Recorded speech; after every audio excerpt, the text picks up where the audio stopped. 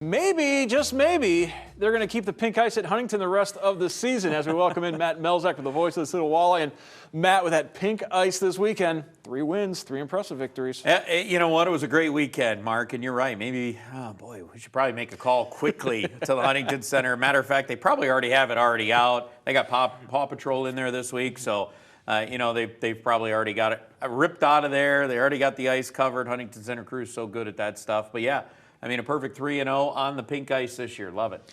Some folks were getting a little concerned after the last couple of weekends. A big weekend to pick up those 3 wins, and all of a sudden it's a comfortable lead again in the Central Division. Yeah, it's amazing how one weekend can kind of change your thought process, can change the way an outlook looks, and that was the case with Toledo going 3-0. Indy struggling a little bit over the weekend, Wheeling as well. Now all of a sudden you open up, you got a 9-point gap, and then you got a couple games in hand on each of those teams. We're still a few weeks away from clinch miss, but it does look very certain that the Walleye will get into the postseason. Just a matter of where they will be. We got a couple of weeks to get all that figured out. Part of the reason why they were so good this weekend, Trent Bliss, ECHL Player of the Week, and in your mind, the best player on the Walleye roster. You know, I think when you look at the Walleye roster, you got Brandon Hawkins, great player, no doubt about it. You got Oren Centazzo, great player, no doubt about it. You pair them up, and you throw Trenton Bliss in the middle, and all of a sudden you've got an outstanding line, and that's been that line that's continued to produce game in, game out. I mean, you could look up and down the roster. This is a depth team.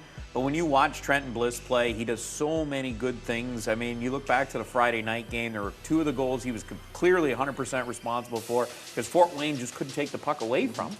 And it's that kind of puck control that will lead to goals in the offensive zone. He's so good at that, and then you look at what he's able to do killing penalties. And on the power play, you know, he had 8 points this week, 4 goals, 4 assists. So he's so well-rounded as a player that you just love to watch him.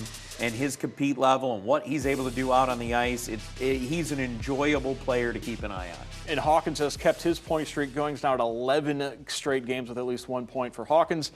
And then on Sunday, a great performance, a needed great performance out of Jan Bednart as he had his 2nd professional shutout. Yeah, and we mentioned that last week a little bit.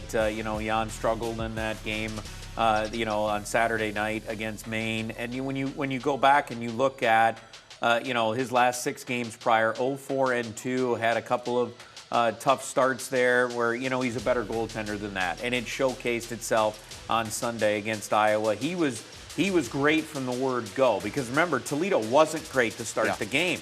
It was all Iowa. I mean, the first 8 shots were Iowa. Yeah, they were all Iowa at the beginning of the game. And I know Toledo had a 2-0 lead, but the shots were 10-3 at that point, and they were having a little trouble getting out of their own end. And they got better as the game wore on, but Jan gave them that opportunity, and he showed that athleticism that he has. Great save late in the 2nd when the game was still 2-0.